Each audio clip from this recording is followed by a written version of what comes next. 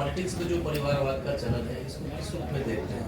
अभी हाल में जैसे लालू जी ने पर्सनल मोदी पे अटैक किया, इनका खुद का परिवार नहीं है, वो क्या देखिए, लालू जी के बयान पर कोई टीका टिप्पणी करना बेईमानी है। लालू जी अपने बयानों और इस तरह के वक्तव्यों के लिए जाने जाते हैं।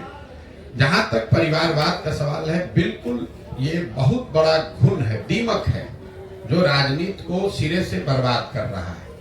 राजनीति ही नहीं, किसी भी क्षेत्र में अगर आप परिवारवाद ही कर देंगे कि सिर्फ नेताओं के बच्चे ही नेता बनेंगे, तो उससे तो आपने लोकतंत्र को ही खत्म कर दिया। लालू जी और मोदी जी की बात छोड़ दीजिए, हम आपको बिहार का एक आंकड़ा देते हैं जो मोदी जी नहीं बोल रहे हैं। बिहार में पिछले 30 वर्ष में जितने लोग सांसद और विधायक बने हैं, किसी भी दल से बने हो, वो सिर्फ और सिर्फ 1250 परिवार के लोग ही यहाँ विधायक और सांसद बने हैं। दल कोई भी हो, आप लालू जी के परिवार, रामविलास जी के परिवार की बात करते हैं, आप अपने स्तर पर देख लीजिए, कोई ऐसा विधानसभा नहीं है, कोई ऐसा लोकसभा नहीं है जहां 2, 4, 5 परिवारों का दबदबा नहीं है। मैं अभी आपको एक उदाहरण देता हूं। मोदी जी को अभी आ रहे हैं चंपारण में, तो उनको इस पर बयान देना चाहिए। परिवारवाद के खिलाफ में है भाई। बिहार में भाजपा का अध्यक्ष कौन है? सम्राट चौधरी जी। सम्राट चौधरी कौन है? इनके बाबूजी हैं शकुनी चौधरी। आप बिहार के होने के नाते इस बात को समझिए, इतने हल्के में मत समझिए कि इनके बाबूजी थे तो हम परिवारवाद की बात कर रहे हैं। परिवारों का कैसे यहाँ के राजनीति पर कब्जा है, मैं वो समझा रहा हूँ। जब इस राज्य में कांग्रेस का शासन था तो शकुनी चौधरी जी उस समय विधायक और मंत्री थे। जनता कांग्रेस से नाराज हुई, लालू जी का शासन लेकर आई, तो शकुनी चौधरी जी लालू जी के भी शासन में विधायक और मंत्री बन गए। जनता लालू जी से नाराज हुई, नीतीश जी का शासन लेकर आई, तो शकुनी चौधरी जी नीतीश जी के भी सरकार में विधायक और सांसद, विधायक और मंत्री बन गए। जनता ने जब नीतीश कुमार को हराया, मांझी जी मुख्यमंत्री बने, तो शकुनी चौधरी जी उसमें भी विधायक और मंत्री रहे।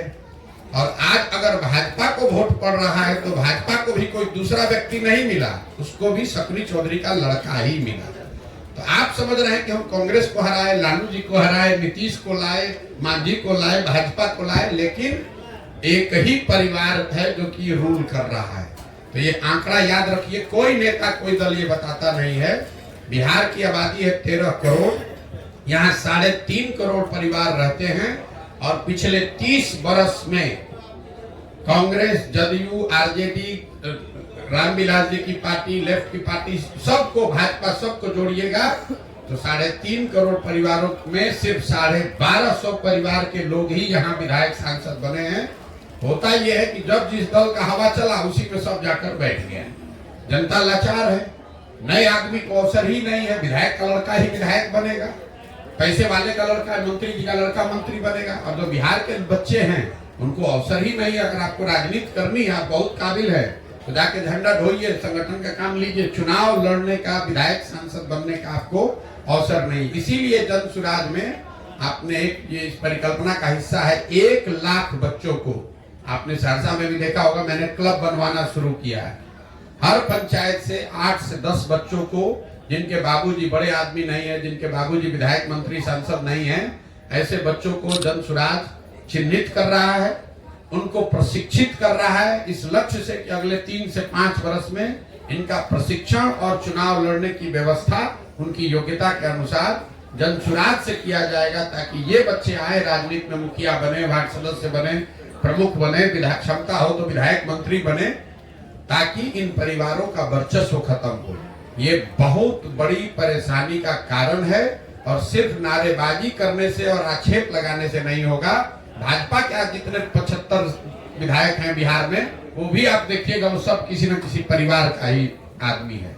तो एक दूसरे पर दोषारोपण, ये पूरी व्यवस्था को ही घुन लग गया है। आप जरा समझिए, अगर गावस्कर का लड़का ही क्रिकेट खेलेगा तो आप और हम सचिन तेंदुलकर को कहाँ देखते? अगर सचिन तेंदुलकर का लड़का ही क्रिकेट में रहेगा तो विराट कोहली और रोहित शर्मा कहां से आएंगे? अगर विराट कोहली का लड़का ही क्रिकेट खेलेगा तो नए लड़के सूर्य कुमार यादव कहां से आएंगे? लोकतंत्र को इन लोगों ने, इन दलों ने खत्म कर लिया है। कुछ परिवारों ने कब्जा कर लिया। और सिर्फ ये दल विशेष की बात नहीं है। अब ये बात नहीं रह गई कि खाली कांग्रेस में परिवारवाद है कि लालू जी में परिवारवाद है। इसका जड़ इतना नीचे फैल गया है कि हर आदमी चाहता है मैं विधायक रहूं, मेरे बाद मेरा बच्चा बनेगा। कोई आदमी इससे अछूता नहीं है, कोई दल अछूता नहीं है।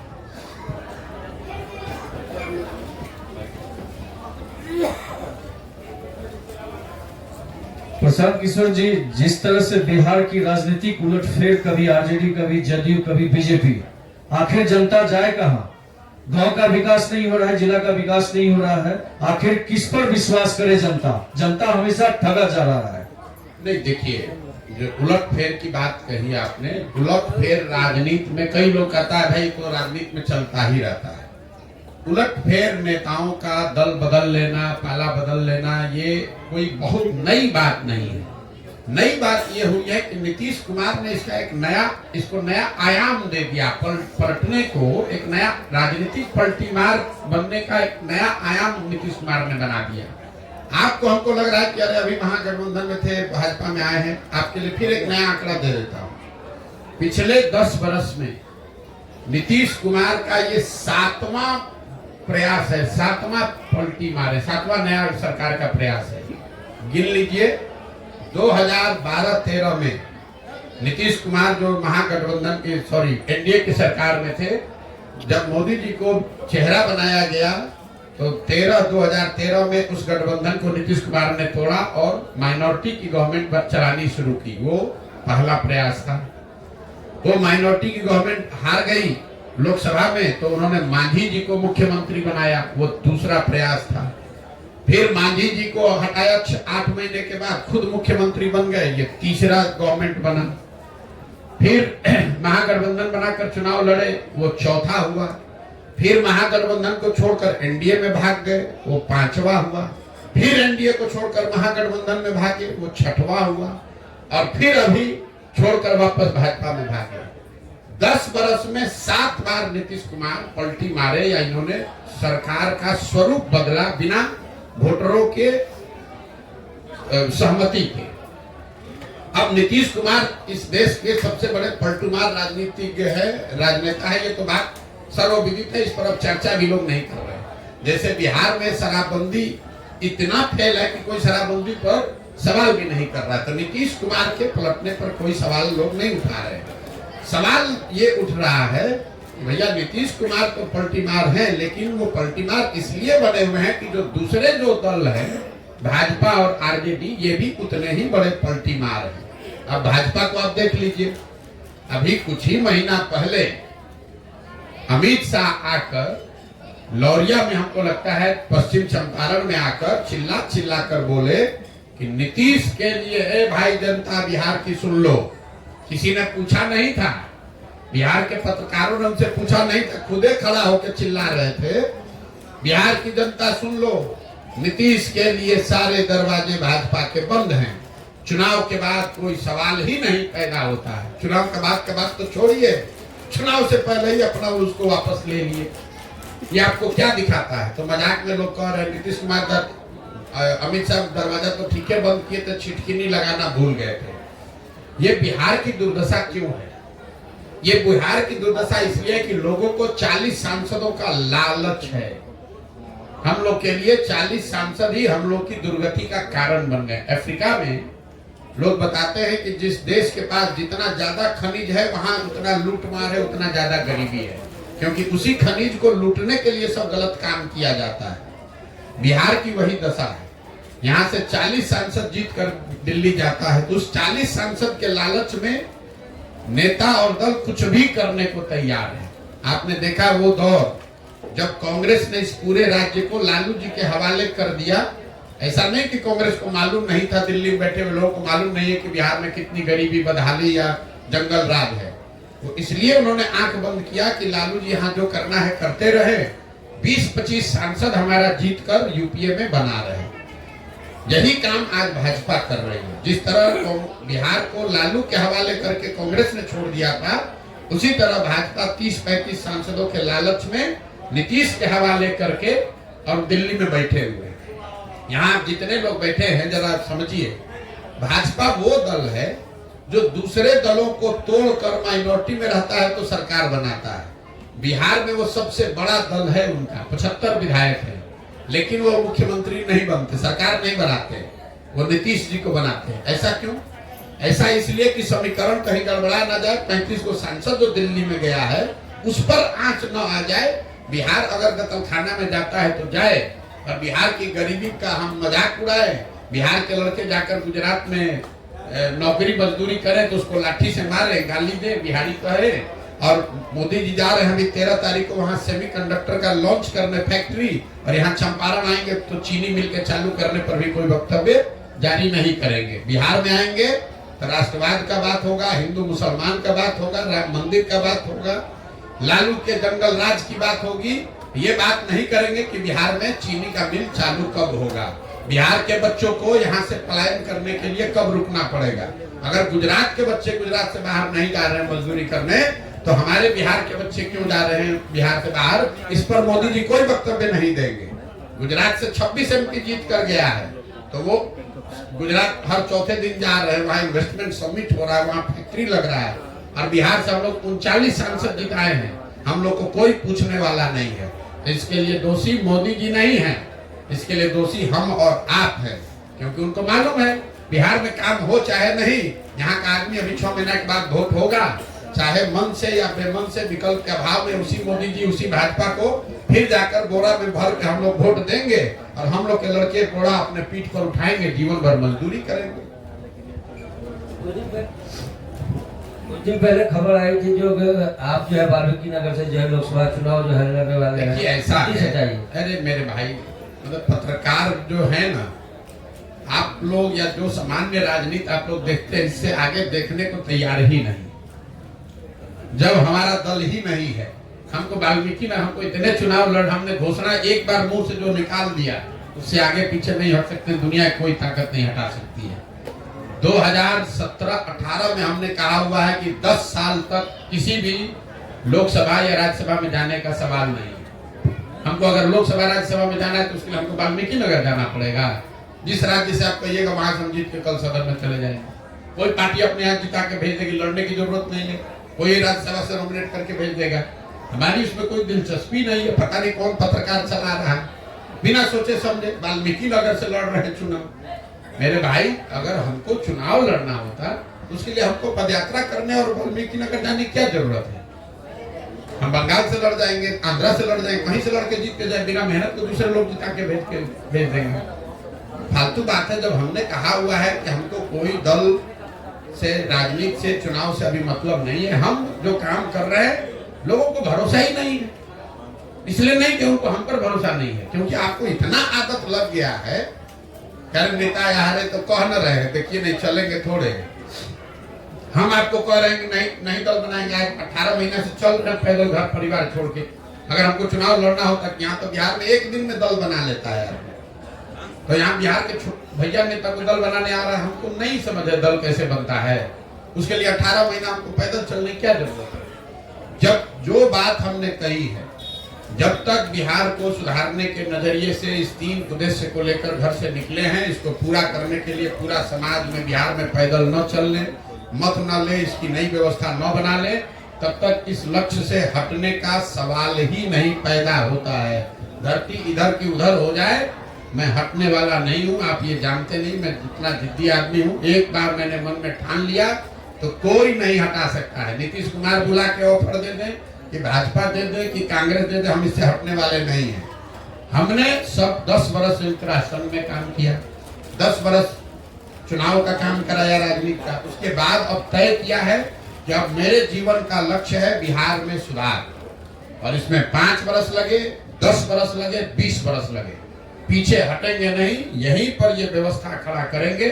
और आप इत्मीनान रखिए, धीरज रखिए, 2 वर्ष 3 वर्ष में आपको ये व्यवस्था बनती हुई दिखेगी। उतनी मेहनत ईमानदारी से उतनी मेहनत करेंगे कि वो व्यवस्था सुधरे। हमारे जीवन का लक्ष्य बिहार में सुधार है। हमारा जीवन का लक्ष्य लोकसभा में कौन लड़ रहा है, विधानसभा में कौन लड़ रहा है, कौन जीते कौन हारे, उससे क्या फायदा है? बिहार में लोग नहीं जीते हैं। बिहार ने कांग्रेस को भी 51 सांसद जिता कर देखा है। 54 में बिहार झारखंड एक था, तब भी 54 में हमको लगता है 53 जीते हुए थे 1984 में, तब भी बिहार नहीं सुधरा। आज 54 में 51 बिहार झारखंड में मोदी जी का जीता हुआ है, तब भी बिहार नहीं सुधरा। 40 में 39 जीता है, तब भी बिहार नहीं सुधरा। हम लोगों ने लालू जी का भी सामाजिक न्याय का दौर देखा, जब उन्हीं के नाम पर सब लोग वोट देता था, तब भी नहीं सुधरा। नीतीश का भी दौर देखा, तब भी नहीं सुधरा। तो प्रशांत किशोर कोई दल बनाकर चुनाव जीत जाएंगे तो बिहार सुधर जाएगा? बिहार तब सुधरेगा जब लोग यहाँ ठानेंगे कि नहीं, अब हम लोग को मजदूरी नहीं करनी है, अपने बच्चों को अनपढ़ नहीं रखना है, अपने बच्चों को मजदूर नहीं बनाना है, तब सुधरेगा। जब समाज नहीं सुधरेगा तो दलों के जीतने हारने से क्या होना है? 2015 में हम बिहार जीत गए थे ना भाई, कैबिनेट तो हमारी सलाह से बना होगा ना, हमारी सलाह से टिकट बटा होगा, उससे बिहार सुधर गया। हमने तो 7 निश्चय भी बनवाया, हमने बिहार विकास मिशन भी बनवाया, उससे तो कुछ नहीं सुधरा बिहार। जिस चीज को पहले प्रयास आपने किया है, आपको उससे आप बिहार नहीं सुधार पाए, उससे बेहतर और नए और बेहतर प्रयास की जरूरत है। और मेरी अपनी समझ है कि किसी एक आदमी को, बिहार के किसी व्यक्ति को जो बिहार की चिंता करता है, उसको हिम्मत करके संकल्प लेके ये प्रयास करना पड़ेगा। 2 साल 4 साल 5 साल करना पड़ेगा, क्योंकि आज सुधरे या 10 वर्ष के बाद सुधरे, बिहार को सुधारने के लिए पंजाब और तमिलनाडु से तो आदमी आएगा नहीं।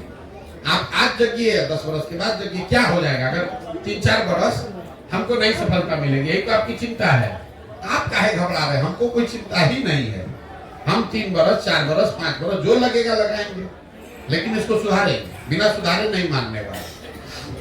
सर 2024 के लोकसभा चुनाव कुछ ही दिनों बाद होने वाला है, इसमें प्रशांत किशोर जी क्या कहना चाहेंगे? आगामी इसको समर्पित करना चाहेंगे आप?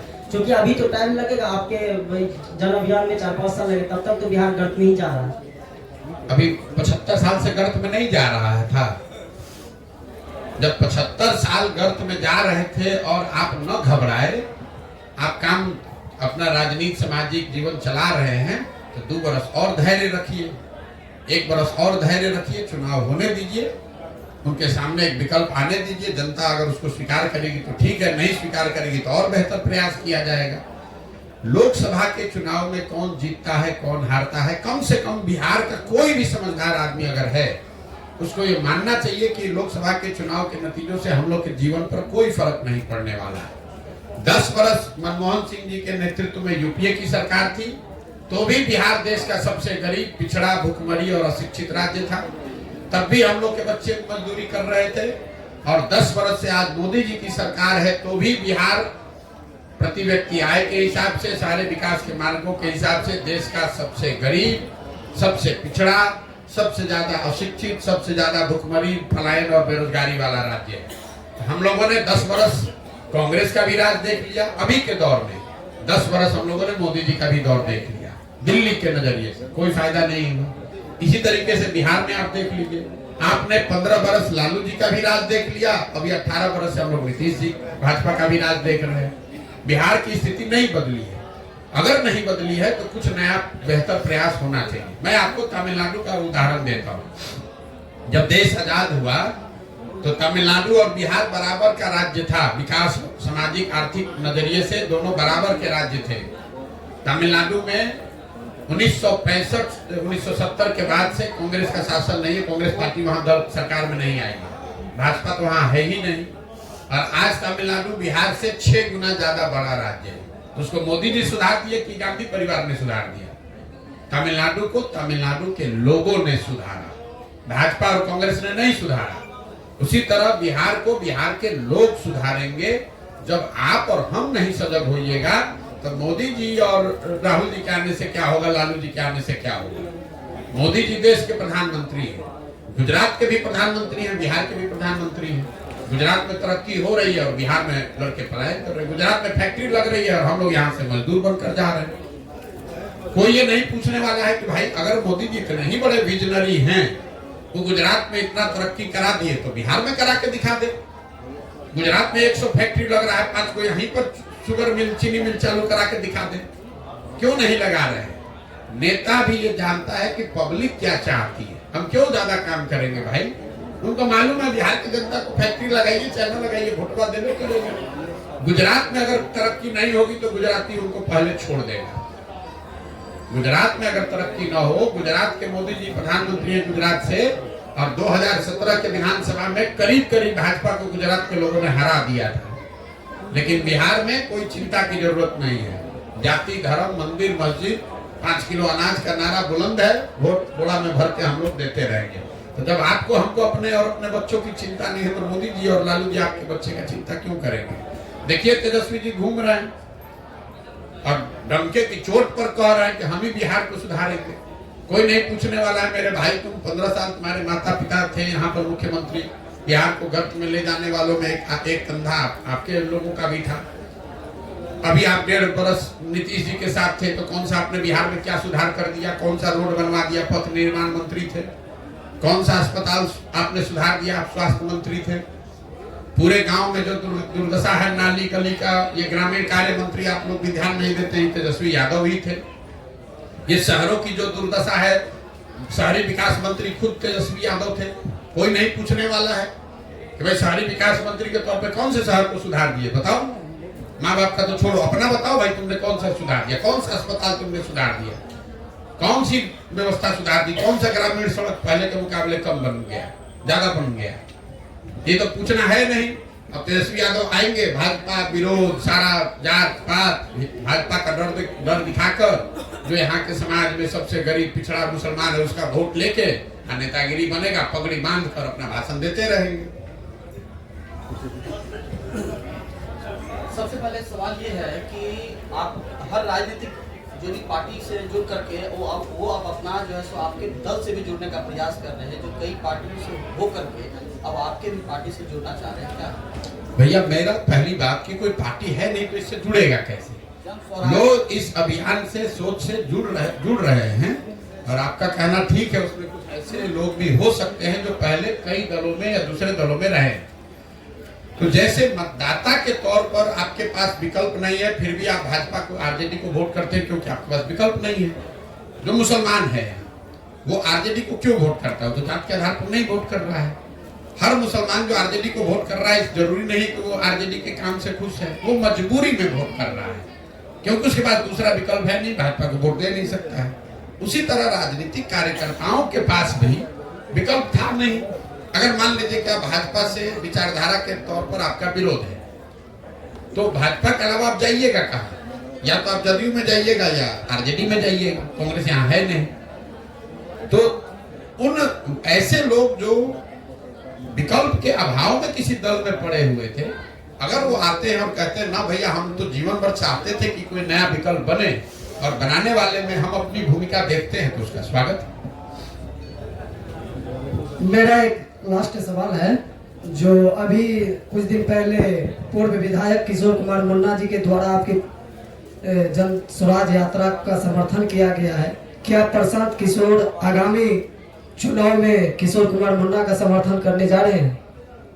देखिए आप जब पूरा रामायण हो जाएगा फिर आप पूछिएगा कि अब मेरे भाई किशोर कुमार मुन्ना जी या उन जैसे कई साथी जो इस बात को सोचने, समझने, देखने, समाज में जांचने परखने के बाद इससे जुड़ रहे हैं, उनका स्वागत है। अब कौन टिकट देगा नहीं देगा, कौन लड़ेगा नहीं लड़ेगा, जब दल बनेगा तो जो लोग दल बनाएंगे वो उसमें भूमिका भी तय करेंगे कि किसकी भूमिका। हम इसके कोई नेता तो हैं नहीं, हमारे पिताजी की पार्टी है नहीं कि हम बता दें कि आप आइए हम आपको टिकट दे देंगे। और जो लोग जुड़ रहे हैं उनको ये मालूम है कि जो लोग इसको मिलकर बनाएंगे वो ये भी तय करेंगे कि दल में टिकट का बंटवारा किस आधार पर किया जाएगा। उसी आधार पर अगर किशोर कुमार मुन्ना हो कि प्रशांत किशोर हो, अगर उस आधार पर जो बनाया जाएगा फ्रेमवर्क उसमें फिट बैठेंगे, आप बैठिएगा तो आपको टिकट मिलेगा।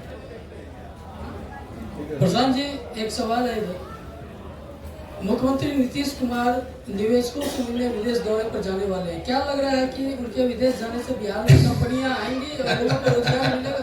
18 साल के बाद नीतीश कुमार विदेश जा रहे हैं इन्वेस्टमेंट लाने। कहाँ जा रहे हैं पता है? स्कॉटलैंड। स्कॉटलैंड में कौन बड़ा भारी निवेशक बैठा हुआ है ये हमको नहीं मालूम है। स्कॉटलैंड तो हम लोग मेडिकल स्कूल कॉलेज के लिए जाने जाते हैं, स्कॉटलैंड लोग मेडिकल की पढ़ाई करने जाते थे। तो स्कॉटलैंड किस नजरिए से, कुछ दिन पहले उनके डिप्टी थे तेजस्वी यादव तो जापान गए थे, कितना रुपया आया वहां से? आप तो पत्रकार हैं, कुल जानकारी रखे होंगे। जापान से कितना जापानी निवेशक आ गया यहाँ? तो स्कॉटलैंड पहले उस कंट्री का जो चुनाव है उस देश का विदेशी यात्रा के लिए, लोग अमेरिका जाते हैं, यूरोप जाते हैं, जापान जाएंगे, मिडिल ईस्ट में जाएंगे जहां पर सरप्लस कैपिटल है। स्कॉटलैंड में कौन सा सरप्लस कैपिटल है जहां से कि आप पैसा लाना चाहते हो? तो खुद ही लोग परेशान है अपना, वहां सबसे ज्यादा बेरोजगारी है। 2000 अब यहाँ ये बेमानी बात है, सहरसा में बैठ के 2008 के विश्वव्यापी जो आर्थिक मंदी का दौर आया था उसमें स्कॉटलैंड जैसे देश सबसे ज्यादा प्रभावित हुए थे। ये जो जहां वो जा रहे हैं मैं जानता नहीं हूँ लेकिन किस वजह से जा रहे हैं, लेकिन वो जगह में चिकित्सा के क्षेत्र के लिए जाना जाता है, न कि इन्वेस्टमेंट के लिए। और बाकी इंटरप्रिटेशन आप खुद से लगा लीजिए कि क्यों जा रहे हैं। बोलिए जी नमस्कार, मैं सम्मान से सुभाष चंद्र झा। 2 प्रश्न आपसे पूछना चाहता हूँ। पहला है कि आप बिहार को सुधारने चले हैं, वही आज लोकतंत्र के चौथे स्तंभ मीडिया के ऊपर जो खतरा दिखाई पड़ रहा है, जो बड़े बड़े पूंजीपति उद्योग घराने के लोग मीडिया को खरीद करके मीडिया हाउस चला रहे हैं, उसमें पत्रकारों की स्वतंत्रता जो है खत्म हो गई है। तो उसके सुधार के लिए आपके पास क्या योजना है? और दूसरा प्रश्न है मेरा कि मिथिला राज्य की मांग भी इस क्षेत्र में जोरों से हो रही है, तो मैथिली भाषा और मिथिला राज्य के लिए आपका क्या सोच है? देखिए, मैं बिहार राज्य के और फर्दर बंटवारे के पक्ष में नहीं हूँ। ऐसी ही मांग उठाकर झारखंड और बिहार को अलग किया गया, ना झारखंड को उसका फायदा मिला ना बिहार को उसका फायदा मिला। कई बार सामाजिक राजनीतिक कारणों से इस तरह की मांग को लोग बल देते हैं। जनता चूंकि इतनी ज्यादा त्रासद स्थिति में रह रही है कि उस भुलावे में वो आ जाती है। आप बताइए कि झारखंड को अलग करने के लिए जिन लोगों ने लड़ाई लड़ी, क्या झारखंड में एसटी समाज के लोगों की दशा सुधर गई? वहां तो कुछ सुधरा नहीं, बिहार में जो था वो भी खत्म हो गया। तो मैं अलग राज्य के मांग के पक्ष में नहीं हूँ। दूसरी बात आपने कही पत्रकारों की स्वतंत्रता की बात। देश में जब भी कोई एक व्यक्ति या एक दल बहुत ज्यादा ताकतवर हो जाएगा तो चाहे वो मीडिया हो, जुडिशरी हो, इलेक्शन कमीशन हो या ओवरऑल लोकतंत्र हो, उस पर दबाव रहेगा ही रहेगा। देश ने ये दौर इंदिरा जी के जमाने में भी देखा है, देश ने ये दौर राजीव जी के जमाने में भी देखा है और अब मोदी जी के जमाने में भी देख रहा है। अगर आप कांग्रेस के समर्थक हैं या मोदी विरोधी हैं तो आप कहिएगा कि ईडी, सीबीआई, प्रेस स्वतंत्रता ये सब इतना खराब हो रहा है, पहले कभी नहीं था। अगर आप भाजपा के समर्थक से पूछिएगा तो कहेगा पहले इंदिरा जी के टाइम में इससे भी खराब था। लेकिन सच्चाई ये है कि जब भी कोई देश में एक दल, एक नेता बहुत मजबूत हो जाए तो इस तरह का दबाव आपको देखने को मिलता है। लेकिन मेरा अपना मानना है, ये मेरा व्यक्तिगत मत है, देश के स्तर पर भी लोग ये सवाल रोज पूछते रहते हैं कि देश में जनता इतनी समझदार है, उसमें इतनी रेजिलियंस है। आप लोग खुद जिस मिट्टी से आते हैं, सहरसा मधेपुरा से, ये ऐसा देश नहीं है जिसको कोई नेता, कोई विचारधारा आके स्टीम रोल कर दे और सब लोग दंडवत कर ले। ऊपर के लोग दंडवत कर सकते हैं, मीडिया के नजरिए से मीडिया के मालिक दंडवत कर सकते हैं, पत्रकार दंडवत करने को तैयार नहीं। जिसको आप देख रहे हैं कि आप मीडिया का मालिक दबाव बनाता है तो यूट्यूब खोल लेता है, यूट्यूब को रोकिएगा तो कुछ दूसरा कर लेगा। 130 करोड़ के देश को आप दबाव देकर, डराकर बहुत लंबे समय तक नहीं रख सकते हैं। आप गांव देहात में हम लोग पूछते हैं, आप भी पत्रकार के नाते पूछे होंगे, हम तो देश भर में देखे हैं कि भाई आप लोकसभा में मोदी जी को वोट दिए, अब विधानसभा में दूसरे दल को काहे दे रहे हैं? तो सामान्य आदमी है जिसको राजनीति की कोई समझ नहीं, क्या कहता है कि भैया सब पावर एक ही आदमी को दे दिया जाएगा। अरे जनता ये समझती है, तभी तो आप देखते हैं कि जो मोदी जी के नाम पर लोकसभा वोट देता है विधानसभा में छटक के दूसरा चला जाता है। क्यों? ये आपको हमको दिखता है कि लोगों को समझ नहीं है। लोगों को इस बात की समझ है कि बैलेंस बनाकर चलना है। दिल्ली आप चलाइए, केंद्र में आप बैठिए, दिल्ली में वही जनता केजरीवाल को जिता देती है। बंगाल में उन्होंने एमपी जिताया भाजपा का और स्टेट दे दिया ममता बनर्जी को, और ये लोकतंत्र के लिए अच्छी बात है। पत्रकारों के लिए भी और सामान्य नागरिक के तौर पर। देखिए, चुनाव मोदी जीते कि राहुल जीते कि कोई जीते, वो उनका व्यक्तिगत पार्टी आपके पसंद का हो सकता है, आपके पसंद का नहीं भी हो सकता। हर समय आपके पसंद का व्यक्ति शासन में हो ये जरूरी नहीं है। जरूरी यह है कि लोकतंत्र बना रहना चाहिए, लोकतंत्र बना रहना चाहिए। जब वो बना रहेगा तब तक आपका, हमारा, आपके, हमारे बच्चों का हित बना हुआ है। मोदी जी चलाएं या कि राहुल गांधी चलाएं कि कोई तीसरा आदमी चलाए, वो बहुत चिंता का कारण नहीं है। ये तो तात्कालिक मामला है। इस देश ने मोदी जी से ज्यादा पॉपुलर लोगों को भी देखा है, इनसे ज्यादा ताकतवर सरकारों को भी देखा है, और उन सरकारों को उखाड़ कर फेंका भी है। जो राजीव गांधी को 400 से ज्यादा सांसद थे, उनको 5 वर्ष में जनता रोड पर ले आई। 1971 में यहाँ कम पत्रकारों को पता होगा, इंदिरा जी को बिना काडर, बिना कैंडिडेट, खाली इंदिरा जी के नाम पर 350 सीट आया। और 1973 आते आते पूरे देश में जनता का आंदोलन शुरू हो गया। इतना हंगामा हो गया कि 75 आते आते इमरजेंसी लागू करना पड़ा। तो देश की जनता, उसकी विद्वता, उसकी रेजिलियंस, उसके लड़ने की क्षमता को कम मत आंकिए। कोई उसको झुका नहीं सकता है, कोई दल। लेकिन हाँ, जो सत्ता में बैठता है, लगता तो यही है कि अब यही है, इसके बाद न इनसे पहले कोई था न कोई आगे होगा, ऐसा लोगों को लगता है। ऐसा होता नहीं। पीएम मोदी के पिछले दिनों रैली में चिराग पासवान और उपेंद्र कुशवाहा नहीं पहुंचे। क्या बिहार में एनडीए गठबंधन टूट रहा है? अब जाकर उनसे पूछिए, हमारा कोई विषय है? कौन किसके रैली में पहुंचा नहीं पहुंचा? आप जब दूसरे का कंधा पकड़ के बैतरनी अपना पार करना चाहते हैं तो भैया सामने वाले की मर्जी के हिसाब से चलना पड़ेगा। सच्चाई ये है कि एनडीए करके कोई व्यवस्था इफेक्टिव तौर पे ग्राउंड पर है नहीं। एक ही है भाजपा। भाजपा की ताकत से इन लोग को सबको अपना नाव पार कराना है। तो भाजपा जैसे रखेगी, जहां पर जिसको बैठाएगी बैठना पड़ेगा, नहीं बैठेगा तो दूसरे और जाइए। अब कोई एनडीए ऐसा थोड़ी है कि बराबर में बैठ के निगोशिएशन करना है कि भैया हमको ये मिलना चाहिए, हमको ये जगह। जो भाजपा ने आदेश किया वो मानिए, और नहीं मानते हैं तो अपना झोला जकड़ लीजिए, दूसरे जगह जाइए। जी हेलो, पूछ कौन रहा है लोग? हाँ जी, क्योंकि भाजपा पर आप बड़ी ईमानदारी से बात रखते हैं, बीते कई दिनों से आपकी बात। कोशिश तो मेरे भाई यही है कि सब पर ईमानदारी से बात करें। लेकिन क्या है, जब मैं भाजपा के, देखिए होता क्या है, भाजपा के विरोध में कुछ बोले तो जो भाजपा विरोधी लोग हैं वो कहते हैं ना, ये आदमी ठीक बात कह रहा है।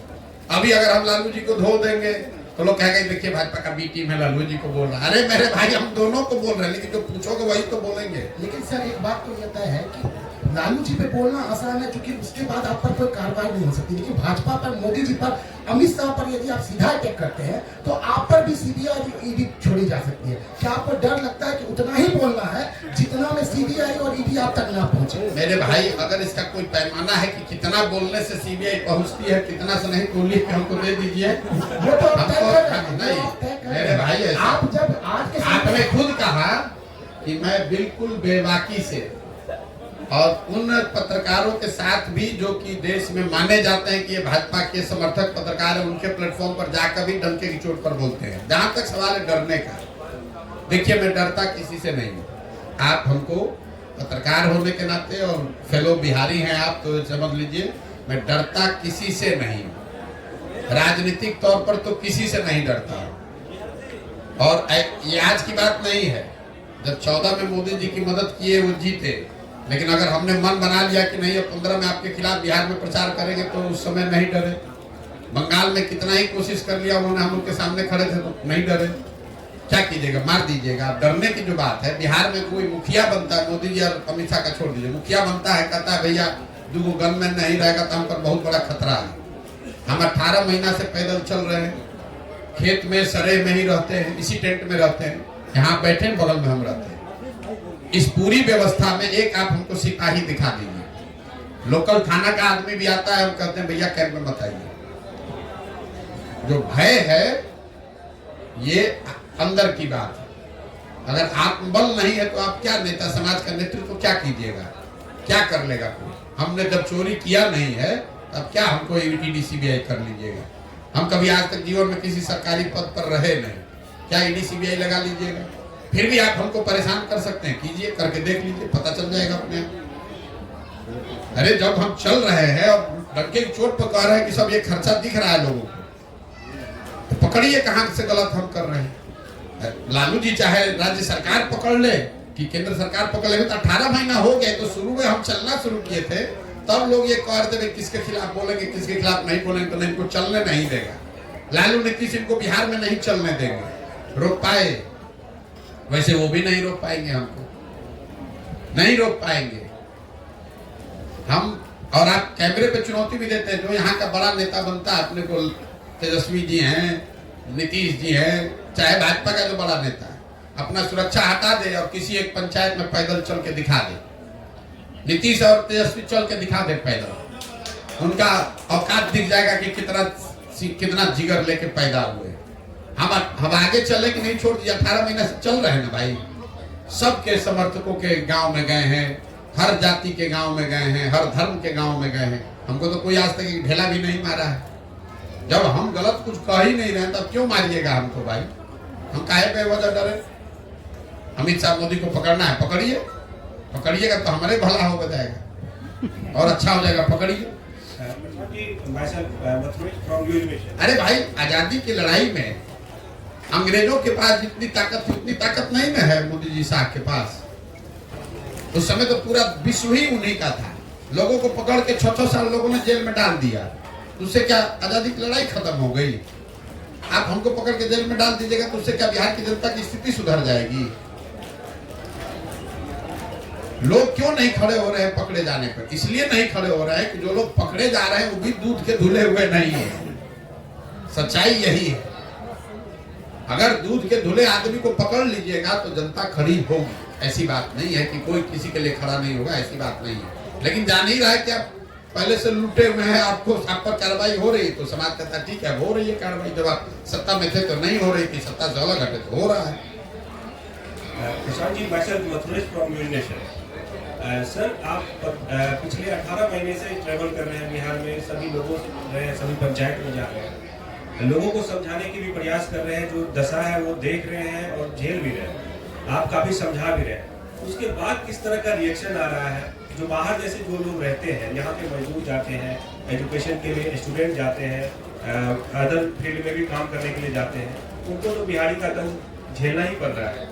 यहाँ उनको नहीं, आपको हमको भी झेलना पड़ता है। जब हम लोग आते हैं तो भी बिहारी को गाली देते हैं। बिल्कुल बिल्कुल। तो वही है जो यहाँ पर जो लोग हैं समझाने की कोशिश जिनको कर रहे हैं, किस तरह का रिस्पॉन्स है लोगों में? बदलाव का कुछ रिस्पॉन्स का जहाँ तक सवाल है, तो अगर आपकी शादी हो रही है, आप दूल्हे के तौर पर घोड़े पर बैठ गए, आपको तो पता चलेगा नहीं कि बाराती को मजा आ रहा है कि नहीं आ रहा है। वो तो बाराती का आदमी ही बताएगा कि उसको खाना मिल रहा है कि नहीं, मजा आ रहा है। हमको ये नहीं पता है कि लोगों को का रिस्पॉन्स क्या है।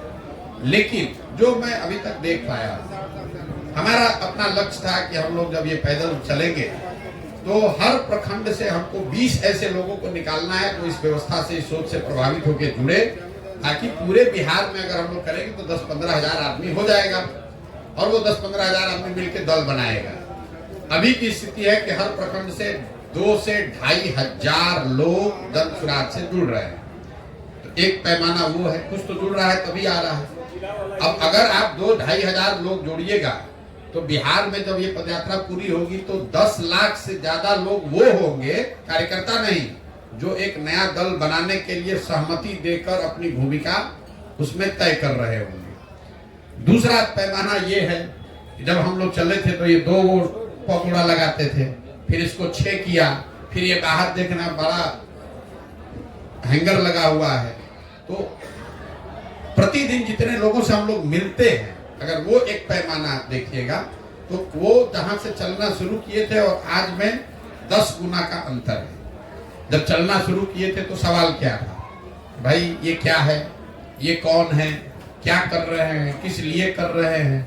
अब सवाल क्या है, भाई कर तो अच्छा रहे, बोल तो ठीक रहे, कर पाएंगे कि नहीं। सवाल अब ये है, कोई ये नहीं कह रहा है कि आप गलत बोल रहे हैं, कर पाइएगा कि नहीं। ये तो सब मान रहा है कि पहले तो लोग क्या करते थे, अरे तो बिजनेसमैन आदमी है, 1 महीने में भाग जाएंगे, क्या चलेंगे पैदल।